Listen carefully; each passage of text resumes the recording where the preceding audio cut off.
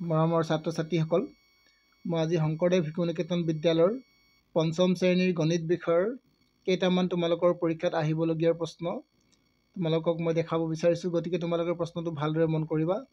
ইয়াত দিয়া আছে তোমালোকৰ অনুশীলনী 7D। ইয়াৰ পৰা তোমালোকৰ কোনবিলাক প্ৰশ্ন আহিব পাৰে।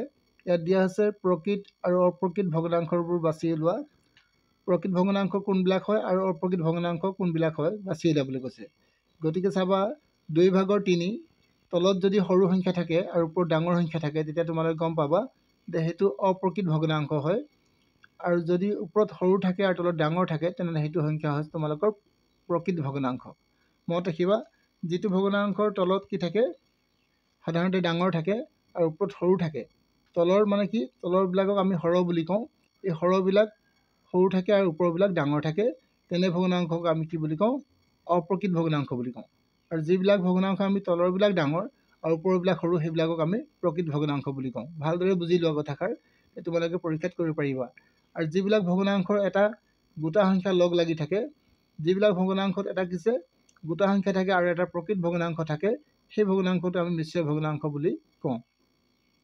ইয়াৰ পিছত তোমালোকৰ মিশ্ৰ ভগ্নাংশত লিখা। গতিকে তোমাক এই মিশ্ৰ ভগ্নাংশত লিখিবলৈ কৈছে 3/5, 6/11। ইয়াৰ যিকোনো তোমালোকে দুটামান কৰিবা, দুটা কৰিব পাৰিলে তোমালোকে বাকীবিলাকো কৰিব পাৰিবা। কিদৰে কৰিবা চোৱা, মিশ্ৰ ভগ্নাংশলৈ নিয়া বুলি কৈছে তোমালোকক। গতিকে 3/7। গতিকে মই ইয়াত বহীত লিখি দিছোঁ, তোমালোকে চাবা মিশ্ৰ ভগ্নাংশলৈ নিয়া 2 নম্বৰ 3/7, 3/5। গতিকে 3ৰে তোমালোকে কাক হৰণ কৰিবা, 5টোক হৰণ কৰিবা। 3ৰে 5টোক হৰণ কৰোঁতে যাব কেইবাৰ চোৱা ইয়াত হৰণ কৰি চাবা। 3ৰে আমি 5টোক হৰণ কৰিম, কেইবাৰ দিম, 3 × 3 দিলোঁ আৰু 3 × 2 = 6 বেছি হৈ যাব। গতিকে 3 × 3 দিলোঁ, বাকী থাকিলে 2। তোমালোকে লিখিব পাৰিবা কেইবাৰ দিলা, তোমালোকে চাবা একবাৰ। গতিকে 1 সমষ্টি 3/2। এইটো সৰু প্ৰশ্ন, এইটো পৰীক্ষাত প্ৰায় আহি থাকে, 1 নম্বৰ প্ৰশ্ন। আকৌ এটা তোমালোকক কৰাই দিছোঁ, এইটো এটা 1 নম্বৰটো কৰাই দিলোঁ, 2 নম্বৰ এটা কৰাই দিব বিচাৰিছোঁ মই। 2 নম্বৰটো তোমালোকৰ আছে তোমাৰ 6/11। গতিকে 6/11ক আমি কিহত নিব আছে, মিশ্ৰ ভগ্নাংশত। গতিকে আমি 6ৰে কাক হৰণ কৰিম, 6ৰে আমি কাক হৰণ কৰিম চোৱা, 11টোক হৰণ কৰিম। কেইবাৰ দিম, 6 × 6 দিম। গতিকে তোমালোকৰ থাকিব কিমান, 5, বাকী থাকিব কিমান, 5। গতিকে তোমালোকে লিখিবা 1 সমষ্টি 6/5। মই আৰু এটা কৰি দিছোঁ তোমালোকক। এইবাৰ দিছে তোমালোকৰ 3 নম্বৰ প্ৰশ্নটো। 8/, কি দিছে, 23। গতিকে তোমালোকে এই 8টোৰে কাক হৰণ কৰিবা, 23টোক হৰণ কৰিবা। কেইবাৰ দিবা চোৱা, 8 × 8, 8 × 2 = 16 আৰু 8 × 3 = 24 বেছি হৈ যাব। গতিকে 8 × 2 = কি দিম, 16 হ'ব। বাকী থাকিব তোমালোকৰ কিমান, ইয়াৰ পৰা 3ৰ পৰা তোমালোকে 6 বিয়োগ কৰিব নোৱাৰিবা। গতিকে ধাৰ ল'বা, ধাৰ ল'লে 13 হ'ব। 13ৰ পৰা 6 গ'লে তোমালোকৰ 7 থাকিব আৰু ইয়াত থাকিব তোমালোকৰ 1, 1ৰ পৰা 1 গ'লে 0। গতিকে 0 লিখিব নালাগে। গতিকে কিমান পালোঁ আমি চাই লওঁ, 2 সমষ্টি 7/, কি পালোঁ, 2 সমষ্টি 7/2 পালোঁ। মনত ৰাখিবা, এই 2 বাৰ দিলোঁ আৰু 2 সমষ্টি 7/, 8/, ভুল হৈছে মোৰ, 8/, কি হ'ব, এইটো 7 হ'ব। 8/7 হ'ব তোমালোকৰ, 2 নহ'ব, কাৰণ বাকী থাকিলে তোমালোকৰ 7। গতিকে তোমালোকে 2 সমষ্টি 8/7 লিখিবা। এইটো হৈ গ'ল। ইয়াৰ পিছত তোমাৰ নেক্সট প্ৰশ্নটো কি আছে চোৱা। মই ইয়াৰ গোটেইবিলাক প্ৰশ্ন কৰাই দিয়া নাই, তোমালোকে নিশ্চয় বুজি পাইছা। ইয়াৰ পিছত আকৌ দিছে তোমালোকৰ অপ্ৰকৃত ভগ্নাংশত লিখা। অপ্ৰকৃত ভগ্নাংশত লিখিবলৈ আহে, গতিকে তোমালোকে কিদৰে লিখিবা চোৱা। এইবাৰ তোমালোকক মই 3 নম্বৰ প্ৰশ্নটো দেখাব বিচাৰিছোঁ। পৰীক্ষাত প্ৰায় কমন প্ৰশ্ন আহি থাকে। গতিকে 2 সমষ্টি 9/1। ইয়াক যদি আমি সমষ্টিত নিবলৈ যাওঁ তেতিয়া তোমালোকে 9 তলত দিবা, এই 2 আৰু 9 পূৰণ কৰিবা, 2 পূৰণ 9 দিবা আৰু যোগ 1 দিবা। গতিকে তোমালোকৰ কিমান পালা চোৱা, এইটো 18 হৈ গ'ল আৰু যোগ 1 9। গতিকে তোমালোকে উত্তৰ লিখিবা 9/19। গতিকে তোমালোকে 9/19 লিখিবা, এইটোৱে তোমালোকৰ উত্তৰ হ'ব। ইয়াৰ পিছত তোমালোকে আৰু এটা কৰাই দিছোঁ, কি দিছে, 11 সমষ্টি 11/1 দিছে। এইটো আমি কিদৰে কৰিম, গতিকে আমি দিম তলত 11, 11 আৰু 11 পূৰণ কৰিম, 11 পূৰণ 11 আৰু যোগ কি কৰিম, আমি 1 কৰিম। যদি তোমালোকে 11 11 পূৰণ কৰা, মনত ৰাখিবা 11 11 পূৰণ কৰিলে 121 হ'ব। তোমালোকে কৰি চাবা, মই কৰি চোৱা নাই। গতিকে ইয়াত কি হ'ব, 11/122, 11/122 হ'ব। গতিকে উত্তৰ হৈ গ'ল। এইদৰে তোমালোকে কৰিব পাৰিবা। ইয়াৰ পিছত আৰু এটা মই তোমালোকক দেখুৱাই দিছোঁ। তোমালোকে এনেকৈও দিব পাৰে 7 + 7/1। তেতিয়া তোমালোকে কি কৰিবা, তেতিয়া লসাগু ল'ব, ইয়াত 7 হ'ব। ইয়াত তোমালোকৰ 1 আছে, 1 আৰু 7ৰ লসাগু 1 হ'ব। একেবাৰে ইয়াক 7 বাৰ যাব, গতিকে 7 7 গুণ 49 আৰু যোগ 1 গতিকে তোমালোকে লিখিবা ইয়াত 7 ভাগৰ 50 গতিকে উত্তৰ হৈ গ'ল এইদৰে তোমালোকে লিখিব পাৰিবা এইখিনি খুব ইম্পৰ্টেণ্ট প্ৰশ্ন আছিলে ইয়াৰ পিছত তোমালোকৰ নেক্সট প্ৰশ্ন আছে নেক্সট অনুশীলনীটো কি আছে চাই লওঁ ইয়াত দিছে তোমালোকৰ 7 ভাগৰ 3 তলৰ কোনবোৰ শ্ৰেণীৰ ভগ্নাংশবোৰ সদৃশ হয় সদৃশ ভগ্নাংশ কাক বোলে আহিব পাৰে তোমালোকৰ যিবিলাক ভগ্নাংশৰ হৰবিলাক একে থাকে সেইবিলাক ভগ্নাংশক আমি কি বুলি কওঁ সদৃশ ভগ্নাংশ বুলি কওঁ আকৌ এবাৰ কৈ দিছোঁ ভালকৈ মন কৰিবা যিবোৰ ভগ্নাংশৰ হৰবিলাক একে থাকে মানে একে হৰ বিশিষ্ট ভগ্নাংশবোৰক আমি কি বুলি কওঁ সদৃশ ভগ্নাংশ বুলি কওঁ গতিকে এইটো হৈ গ'ল এইটো তোমালোকৰ 11 ভাগৰ 3 আছে 8 ভাগৰ 7 আছে 13 ভাগৰ 5 আছে আৰু 16 ভাগৰ 4 আছে গতিকে এইটো এটা সদৃশ ভগ্নাংশ নহয় ইয়াৰ পিছতো তোমালোকে চাবা এইটো এটা সদৃশ ভগ্নাংশ নহয় এইটো হয় আৰু এইকেইটা নহয় গতিকে সদৃশ ভগ্নাংশ হ'বলৈ হ'লে তলত সদায় কি হ'ব লাগিব ডাঙৰ সংখ্যা হ'ব লাগিব গতিকে তোমালোকে নিশ্চয় বুজি পাইছা ইয়াৰ পিছত তোমালোকৰ একেবাৰে 5 7 ইৰ পৰা মই 7 এফলৈ যাব বিচাৰিছোঁ গতিকে 7 এফত তোমালোকৰ কেইটাৰ প্ৰশ্ন আছে এই প্ৰশ্নকেইটা খুবেই ইম্পৰ্টেণ্ট পৰীক্ষাত প্ৰায় আহি থাকে ইয়াত দিছে 7 এফত কি দিছে চোৱা অনুশীলনী 7.f তলৰ ভগ্নাংশবিলাকত ডাঙৰ বিচাৰ কৰা মানে কোনটো ডাঙৰ আৰু কোনটো সৰু এই ধৰণৰ যদি তোমালোকক কৰিবলৈ কয় তোমালোকে কিদৰে কৰিবা মই তোমালোকক এটা কৰাই দিছোঁ ভালদৰে মন কৰিবা এতিয়া তোমালোকে প্ৰশ্নটোলৈ মন কৰা ইয়াত দিছে তলৰ ভগ্নাংশবিলাক ডাঙৰ বিচাৰ কৰা তোমালোকৰ এইদৰে পৰীক্ষাত এটা প্ৰশ্ন আহে যে কোনটো সংখ্যা ডাঙৰ তোমালোকে দেখাব লাগে গতিকে তোমালোকে কি কৰিবা প্ৰথমতে কি কৰিবা এই দুইটো মত কিবা এই ওপৰৰ সংখ্যাটো এই তলৰ সংখ্যাৰ লগত পূৰণ কৰিবা প্ৰথমটোৰ লগত এই দুইটোৰ লগত তিনিটো পূৰণ কৰিবা গতিকে তোমালোকে কি কৰিবা প্ৰথমে চোৱা 2 পূৰণ 3 কৰিবা 2 3 পূৰণ কৰিলে কিমান হ'ব তোমালোকৰ 6 হ'ব এইটো সকলোৱে জানা ইয়াৰ পিছত তোমালোকে কি কৰিবা এই দ্বিতীয় সংখ্যাটো 1টোৰ লগত এই 3টো পূৰণ কৰিবা গতিকে 1ৰ লগত কি পূৰণ কৰিবা 3 পূৰণ কৰিবা 3 × 3 হ'ব তো দেখিবা তোমালোকে কোনটো ডাঙৰ হৈছে তোমালোকৰ 6 মানে প্ৰথম সংখ্যাটো আমাৰ ডাঙৰ হৈছিলে আৰু দ্বিতীয় সংখ্যাটো চোৱা আমাৰ সৰু হৈছে গতিকে আমি গম পালোঁ যে 3 ভাগৰ 2টো এতেকে লিখিবা এতেকে 3 ভাগৰ 2টো ডাঙৰ হৈ গ'ল আৰু 3 ভাগৰ 1টো সৰু হৈ গ'ল এইটো ডাঙৰ চিন বুজাইছে এইটো সৰু চিন বুজাইছে এইদৰে তোমালোকৰ পৰীক্ষাত প্ৰশ্ন আহিব পাৰে বা মই তোমালোকক আৰু এটা কৰি দেখাই দিছোঁ ভালদৰে মন কৰিবা 7 ভাগৰ 11 দিয়া আছে আৰু তোমালোকক কিমান দিয়া আছে 5 ভাগৰ 11 তো কোনটো সংখ্যা ডাঙৰ তোমালোকে প্ৰথম কাম কি কৰিবা এই 11টোৰ লগত এই 5টো পূৰণ কৰিবা 11ৰ লগত কি পূৰণ কৰিবা 5 কৰিবা 5 11 কি হ'ব 55 হৈ গ'ল ঠিক আছে আকৌ এই 11টোৰ লগত কি পূৰণ কৰিবা 7টো পূৰণ কৰিবা 11ৰ লগত কি পূৰণ কৰিবা 7টো পূৰণ কৰিবা 7 তো পূৰণ কৰিলে কিমান হ'ব 77 হ'ব তো কোনটো ডাঙৰ হ'ল চোৱা 55টো ডাঙৰ হৈছে নে 77 যিহেতু 77টো ডাঙৰ হ'ব ডাঙৰ মানে 77 কোনটো হয় 11ৰ লগত কি পূৰণ কৰা এই 11টোৰ লগত 7 পূৰণ কৰাটো মানে এই ডাঙৰ হ'ব দ্বিতীয়টো গতিকে আমি লিখিম এতেকে তোমালোকে লিখিবা 7 ভাগৰ 11 ডাঙৰ কোনটো হৈছিল তোমালোকৰ 5 ভাগৰ 11 এইদৰে তোমালোকে কৰিব পাৰিবা মই তোমালোকক মই আৰু এটা কৰাই দিব বিচাৰিছোঁ আৰু তোমালোকক নিজে ঘৰত কৰি চাবা তোমালোকে 3 নম্বৰটো চোৱা কি দিছে তোমালোকৰ 13 ভাগৰ কিমান দিছে 9 দিছে আৰু তোমালোকক দিছে কিমান 13 ভাগৰ 10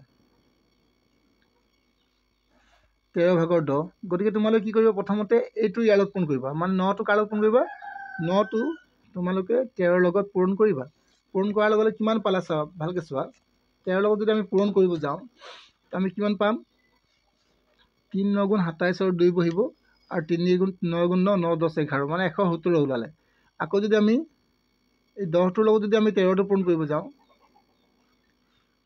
130 হ'ব গতিকে গম পালোঁ যে আমি কোনটো ডাঙৰ হ'ব আমাৰ এই প্ৰথমটো নহয় দ্বিতীয়টো ডাঙৰ হ'ব গতিকে দ্বিতীয়টো মানে এইটো ডাঙৰ হ'ব গতিকে আমি এতেকে আমি লিখিম 13 ভাগৰ 9 13 ভাগৰ ডাঙৰ 9 এইটো সৰু হ'ব আৰু 13 ভাগৰ 10টো কি হ'ব ডাঙৰ হ'ব এইদৰে তোমালোকে ডাঙৰ সৰু বিচাৰ কৰিব পাৰিবা তো নিশ্চয় তোমালোকে বুজি পাইছা ইয়াৰ পিছত তোমালোকক মই আৰু এটা প্ৰশ্ন দেখাই দিব বিচাৰিছোঁ সেই প্ৰশ্নটো খুবেই ইম্পৰ্টেণ্ট তোমালোকৰ প্ৰশ্নটো হৈছে তোমালোকৰ 2 নম্বৰ আৰু 3 নম্বৰ প্ৰশ্নকেইটা ঊৰ্ধ্বক্ৰমত সজোৱা ঊৰ্ধ্বক্ৰম মানে তোমালোকে কি বুজি পাব লাগিব আৰু তলৰটো দিছে তলৰ ভগ্নাংশবোৰ অধক্ৰমত সজোৱা অধক্ৰম মানে হৈছে ডাঙৰৰ পৰা সৰুলৈ আৰু ঊৰ্ধ্বক্ৰম মানে হৈছে সৰুৰ পৰা ডাঙৰলৈ গতিকে তোমালোকে প্ৰথমটোৱে তোমালোকৰ অহাৰ সম্ভাৱনা বেছি আছে গতিকে তোমালোকে এই দুটা প্ৰশ্ন ভালদৰে চাই যাবা 1 নম্বৰ 2 নম্বৰটো চাই যাবাচোন তোমালোকে 1 নম্বৰ আৰু 2 নম্বৰ প্ৰশ্নটো ভালদৰে চাই যাবা এই প্ৰশ্নকেইটা তোমালোকৰ পৰীক্ষাত আহিব পাৰে যদি এইকেইটা নাহে তোমালোকে ইয়াৰ 1 নম্বৰ 2 নম্বৰকেইটা চাই যাবা যিকোনো এটা আহিব পাৰে গতিকে তোমালোকে মই এতিয়া প্ৰথমটো কৰাই দিব বিচাৰিছোঁ 4 ভাগৰ 1 আৰু 3 ভাগৰ 2 আৰু 5 ভাগৰ 1 ইয়াৰ ভিতৰত তোমালোকে সৰুৰ পৰা ডাঙৰলৈ সজাবলৈ কৈছে। গতিকে প্ৰথমতে আমি কি কৰি ল'ম, প্ৰশ্নটো আমি লিখি লওঁ। প্ৰশ্নটো আমাৰ আছিলে কিমান? 2 নম্বৰ প্ৰশ্ন। 2 নম্বৰ 1 নম্বৰটো আমাৰ কি মান আছিলে? 4/1, 3/2, 5/1। এইদৰে তোমালোকৰ দিয়া আছিলে। গতিকে তোমালোকে ইয়াৰ কোনটো সৰু কোনটো ডাঙৰ এনে চাব লাগে। গতিকে প্ৰথমতে তোমালোকে লিখিবা 4/1। 4/1 দিবা সমান 4/1 লিখিবা। আকৌ তোমালোকে লিখিবা 3/2 সমান তোমালোকে 3/2 লিখিবা। ঠিক আছে। আকৌ তোমালোকে লিখিবা 5/1 সমান 5/1। কিয় লিখিব কৈছোঁ তোমালোকে ভালদৰে মন কৰিবা। ইয়াৰ পিছত তোমালোকে ইয়াত পূৰণ চিন দিবা, ইয়াতো পূৰণ চিন দিবা, ইয়াতো পূৰণ, ইয়াতো পূৰণ, আৰু আজডাল অলপ দীঘল কৰি দিবা, পূৰণ, আৰু ইয়াতো পূৰণ দিবা। এতিয়া তোমালোকে কি কৰিবা, 4, 3 আৰু 5ৰ লসাগু উলিয়াবা। লসাগু কেনেকৈ উলিয়াব ইয়াতে উলিয়াই চোৱা, মই তোমালোকক দেখুৱাই দিছোঁ। 4, 3 আৰু 5। যেহেতু তুমি ইয়াক 4টো কি হৰণ কৰি 2ৰে পাৰিবা, গতিকে 2ৰে হৰণ কৰা। 2 2 গুণ 4 হৈ গ'ল। 3টো হৰণ কৰিব নোৱাৰিবা, নমাই দিবা। 5টো হৰণ কৰিব নোৱাৰিবা, নমাই দিবা। আকৌ তুমি কিহে হৰণ কৰিবা চোৱা, 2ৰে হৰণ কৰা। 2 গুণ 2, 3টো নমাই দিব পাৰিবা, আৰু 5টো নমাব পাৰিবা। ইয়াৰ পিছত তোমালোকে 1টোতো হৰণ কৰিব নালাগে, 3টোৱে হৰণ কৰিবা। 1টো নমাবা, 3 গুণ 3 হ'ব, আৰু 5টো তোমালোকে নমাই। যেতিয়ালৈকে তলত 1 নহয় তেতিয়ালৈকে তোমালোকে কৰি থাকিব লাগিব। ইয়াৰ পিছত তোমালোকে চোৱা, আকৌ 5ৰে এবাৰ হৰণ কৰিবা। এইটোতে 1টো নমাই নামি যাব, 1টো নামি 5 1 5 হ'ব। গতিকে তোমালোকৰ লসাগু হৈ আহিলে। গতিকে তোমালোকে কি আছে, 2 পূৰণ 2 পূৰণ 3 পূৰণ 5, এই গোটেইকেইটা সংখ্যা পূৰণ কৰিলে তোমালোকৰ লসাগু হ'ব। তো 2 2 গুণ 4 হৈ গ'ল, 4 3 গুণ 12, আৰু 12 5 গুণ কিমান হ'ব, তোমালোকৰ 60 হ'ব। লসাগু কি হ'ব, তোমালোকৰ 60 হ'ব। এতিয়া তোমালোকে চাবা, ইয়াত এটা কথা মন কৰিবা, ইয়াত তোমালোকৰ কি দিয়া আছে, 4 দিয়া আছে। মানে তুমি ইয়াত কি পাইছা চোৱা, 2 2 গুণ 4, 4 ইয়াতো দিয়া আছে। গতিকে এই 4টো তোমালোকে নাইকিয়া কৰি দিবা। 2 2 গুণ 4টো নেলাগে, তোমালোকে 3 আৰু 5 পূৰণ কৰিবা। ইয়াৰ লগত কি পূৰণ কৰিবা, 3 আৰু পূৰণ কি দিবা, 5। ইয়াত যদি 3 আৰু 5 দিলা, তেতিয়াহ'লে 1টোৱে বেয়া পাব বুলি ধৰি ল'বা, আৰু 1টোকো কি দিবা, 3 আৰু 5 এটা দি দিবা। গতিকে কিমান হৈ গ'ল চোৱা, এতিয়া তলত কিমান হ'ব, এইটো 5 3 4 গুণ 12, 12 5 গুণ 60 হ'ব। আৰু ওপৰত কিমান হ'ব তোমালোকৰ, 3 5 গুণ 15, 15 গুণ 15, গতিকে ওপৰত 15 হ'ব। বুজি পালা নিশ্চয়। এতিয়া তোমালোকে চোৱা, ইয়াত 3 আছে, ইয়াত 3টো বাদ দি দিবা। ইয়াত যদি 3 আছে, ইয়াত 3টো বাদ দি দিয়া। 3 বাদ দিলে তোমালোক 2 2 গুণ 4, 4 5 গুণ 20, মানে তোমালোকে ইয়াত কি কৰিবা, 4 এটা পূৰণ কৰিবা, আৰু এটা 5 এটা পূৰণ কৰিবা। ঠিক তেনেকৈ ইয়াতো 4 এটা পূৰণ কৰিবা, 5 এটা পূৰণ কৰিবা। গতিকে কিমান হ'ব চোৱা, তলততো 60 হ'ব, ওপৰত কি হ'ব, 2 4 গুণ 8, 8 5 গুণ 40। ঠিক তেনেকৈ আমি আকৌ চাম, ইয়াত কি আছে, আমাৰ 5 আছে। গতিকে 5টো আমি বাদ দি দিম। 5টো বাদ দিয়াৰ লগে লগে আমাৰ থাকিব কিমান, 2 2 গুণ 4, 4 3 গুণ 12, মানে ইয়াত কি পূৰণ কৰিম, 4 পূৰণ ডাইৰেক্ট 3 দিম, বা 12ও দি দিব পাৰা একেলগে। গতিকে মই 4 পূৰণ 3 দিছোঁ, তোমালোকে বুজি পাবৰ কাৰণে। গতিকে তোমালোকৰ কিমান হ'ব, এতিয়া 60 হ'ব, আৰু ওপৰত কি হ'ল, 12 হ'ল। তো তোমালোকে সৰুৰ পৰা ডাঙৰলৈ সজাবলৈ গৈছে। গতিকে সৰু সংখ্যা কোনটো হয়, 60/12 হয়। তাৰপিছত আমাৰ কোনটো হয়, 60/15 হয়। তাৰপিছত 60/40 হয়। একাদিক্ৰমে আমি সজাম। এতেকে আমি কি লিখিম, যিহেতু লিখিম। যিহেতু ডাঙৰ কোনটো হয়, তোমালোকৰ 60/12, সৰু কোনটো হয়, 60/12।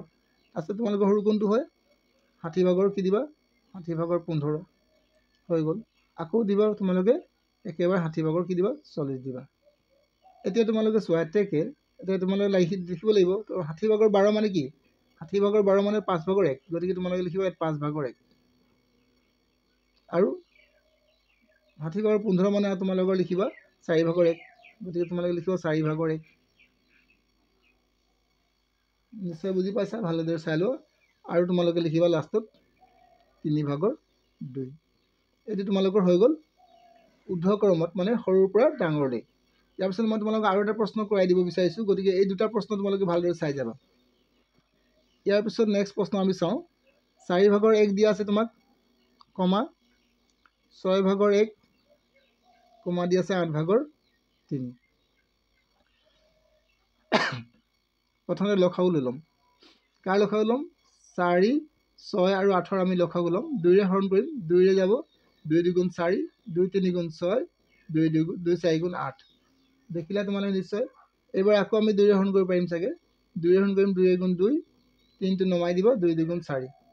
এইবাৰ আমি কিহে হৰণ কৰিম চোৱা, 3ৰেও পাৰিম। 3ৰে হৰণ কৰিলে 3, এইটো 1টো নমাই দিব, 3 গুণ 3, 2টো নমাই দিবা। আকৌ আমি কিহেৰে দিম, এবাৰ 2ৰে দিম, 2 গুণ 2, 1টো নামি গ'ল, 2 গুণ 2 হৈ গ'ল।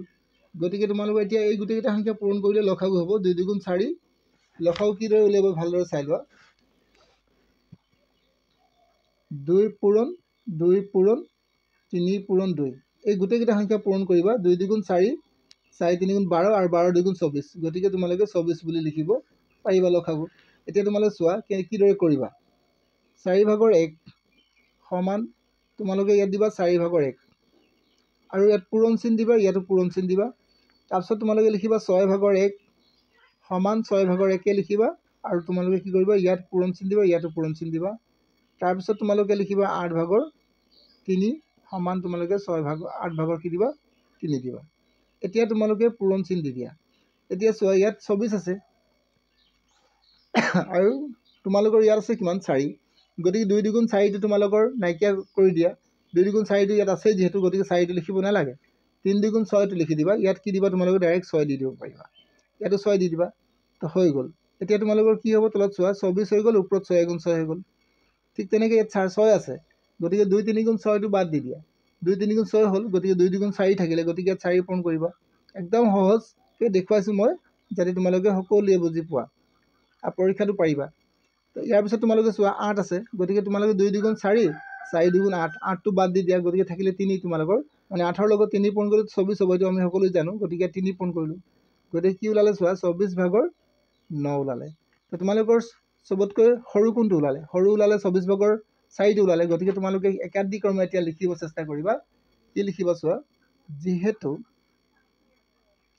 24 তোমালোকে কি লিখিবা 24/4 লিখিবা আৰু এইটো সৰু হয় তোমালোকৰ আৰু তাৰপিছত তোমালোকে সৰু কোনটো লিখিবা 24/6 লিখিবা ইয়াৰ পিছত তোমালোকে লিখিবা 24/4 কি দিবা 49 হৈ গ'ল এতিয়া তোমালোকে কি কৰিব চোৱা এতিয়া 24/4 মানে আমাৰ কিমান হয় সাধাৰণতে 24 এতেকে লিখিম এতেকে 24/4 মানে আমাৰ 6/1 হয় গতিকে আমি ইয়াত 6/1 লিখিব পাৰোঁ আৰু 24/6 মানে আমি কি 4/1 লিখিব পাৰিম গতিকে 4/1 টো কি হ'ব ইয়াতকৈ অলপ ডাঙৰ হয় আৰু ইয়াতকৈ ডাঙৰ অলপ হ'ব কিমান তোমালোকৰ 8/3 লিখিম গতিকে তোমালোকৰ প্ৰশ্ন দুটা মই কৰাই দিলোঁ এই প্ৰশ্নকেইটা খুবেই ইম্পৰ্টেণ্ট গতিকে এই প্ৰশ্ন দুটাই তোমালোকৰ অহাৰ সম্ভাৱনা আছে গতিকে তোমালোকে ভালদৰে চাই যাবা ইয়াৰ পিছত তোমালোকৰ কেতিয়াবা ডাঙৰৰ পৰা সৰুলৈ সজাবলৈ আহে গতিকে মই তোমালোকক এটা দেখাই দিব বিচাৰিছোঁ গতিকে তোমালোকে এই প্ৰশ্নটো চাই দিব পাৰে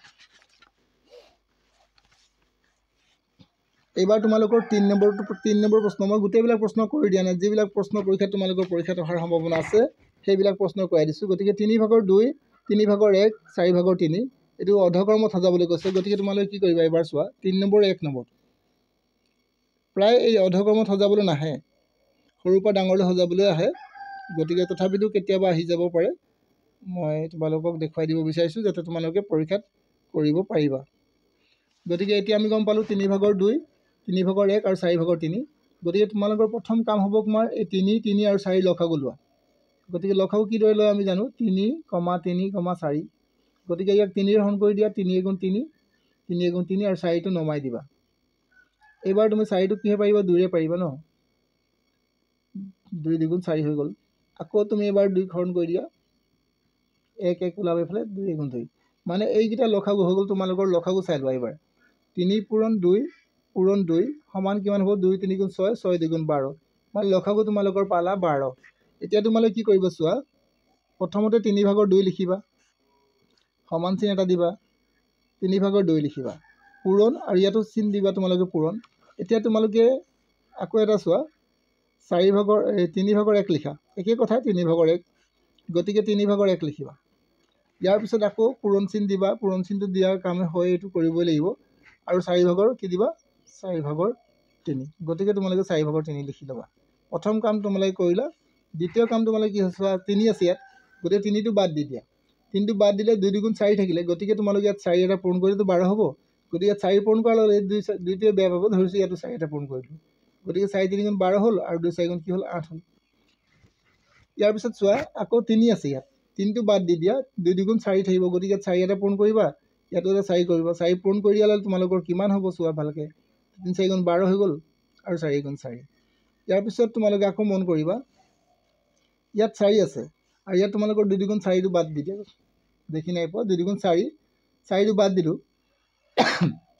থাকিলে তোমালোকৰ 3 গতিকে 3টো ইয়াত পূৰণ কৰি দিয়া 3 পূৰণ কৰিলে ইয়াত 3 এটা পূৰণ কৰিবা গতিকে 4 3 গুণ 12 হ'ল আৰু 3 3 গুণ 9 হ'ল ইয়াৰ পৰা আমি গম পালোঁ যে সৰু কোনটো হয় সৰু এইটো হয় তাৰপিছত এইটো হয় তাৰপিছত এইটো হয় গতিকে আমি এইটো লিখিম আগত এইটো মানে কি লিখিম যিহেতু লিখিম যিহেতু 12 ভাগৰ 4 দিলোঁ তাৰপিছত আমি লিখিলোঁ 12 ভাগৰ 8 তাৰপিছত আমি লিখিম 12 ভাগৰ 9 কিন্তু প্ৰকৃততে এইকেইটা ডাঙৰ নহয় প্ৰকৃততে আমাৰ এইকেইটা হয় গতিকে আমি এইটো লিখিম 4 ভাগৰ 12 ভাগৰ 4 মানে আমাৰ 3 ভাগৰ 1 হ'ব গতিকে আমি ইয়াত উত্তৰ লিখিম এতেকে 3 ভাগৰ 1 তো সৰু হৈছে তাৰপিছত তোমালোকে লিখিব পাৰিবা 3 ভাগৰ 2 কি লিখিব পাৰিবা 3 ভাগৰ 2 তাৰপিছত তোমালোকে লিখিবা 4 ভাগৰ 3 এইটো হৈ গ'ল তোমালোকৰ উত্তৰ নিশ্চয় তোমালোকে বুজি পাইছা